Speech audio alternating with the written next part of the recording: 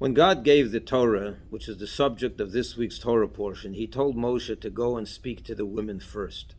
He knew, as we all know, that if you want to get anything done, you got to talk to the women. This is no joke. It's in the Torah. It's right here in the verse. God wanted to make sure that the excitement the Jewish people felt when he gave the Torah was not just a momentary fad. He wanted it to be long-lasting. It should be consistent. And for that reason, he told Moshe, go talk to the women. Because we all know that that's true. If you want to get anything done and you want it to be consistent and successful and organized, talk to the wives. Talk to the mothers. Put them on the committee and you'll get something done. I say this week, not only because it's in the Torah portion, but also because this is a special week for Jewish women. It's the week that the 5,000 shluchos, emissaries of the Lubavitcher Rebbe, the wives of the shluchim, the shluchot, come together in New York for their gathering, for their convention. And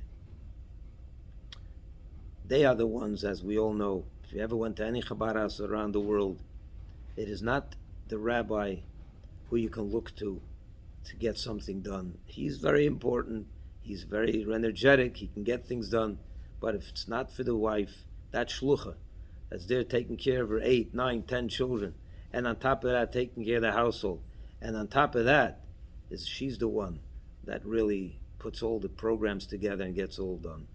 Just like in Egypt, just like when they left Egypt, when they got the Torah, it was the women that Moshe knew and God knew could get the job done and keep Judaism preserved for thousands of years. I salute the Shaluchos, the convention. I hope they have a successful convention. But we all know that convention is the true women's power. That is the women's movement that started at Mount Sinai and is continued today with these 5,000 shluchos and so many more women around the world that do good things for the Jewish people. But if you really want to look the true women's power, the true feminists, Jewish feminism, look to New York, look to Brooklyn this weekend, and you'll see what it means to be a woman, the true nature of women, because they never forgot it. They all know exactly who they are, and they know exactly what they were charged to do. Nothing less than bring Mashiach. We're told by the first redemption from Egypt, it was thanks to the Jewish women that we were redeemed, and that is going to be true in this final redemption. It is those shluchos, Jewish women around the world, that will bring the Mashiach. This week is also the yahrzeit of Rebbetzin Chaim Mushka Schneerson, the wife of the Lubavitcher Rebbe, who is also this towering, incredible, holy, special woman.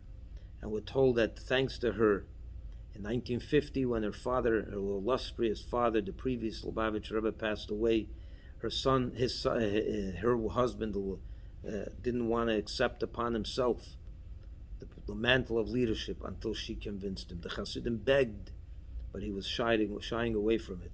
But she ultimately was the one, the Rebbetzin, that convinced her husband, the Rebbe, that he has no choice. She said, if you don't do it, the generations of hard work of the previous Rebbes and Hasidic generations of Hasidism will not have consistency. You must do it. And the Rebbe accepted.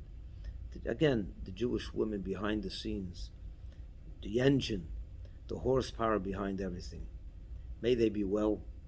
May they have a successful convention. And may the merit of Rebbetzin Chaim Mushka and the merit of these 5,000 women and the merit of all Jewish women, who are the ones that have gotten things done for the last 3,500 years, stand us in good merit to ultimately merit the coming of Mashiach. May it happen today, not a moment later. And may we be reunited with all the heroes of Jewish women throughout history, from Miriam, Yocheved, Moshe's mother, Moshe's sister, and all the other Jewish women, all the way till the Rebbetzin and the Shluchos and all the other great Jewish women around the world that are the ones that are preparing the world for Mashiach. God bless them all, and may we merit that moment should come today, not a moment later. Shabbat Shalom, and thank you so much.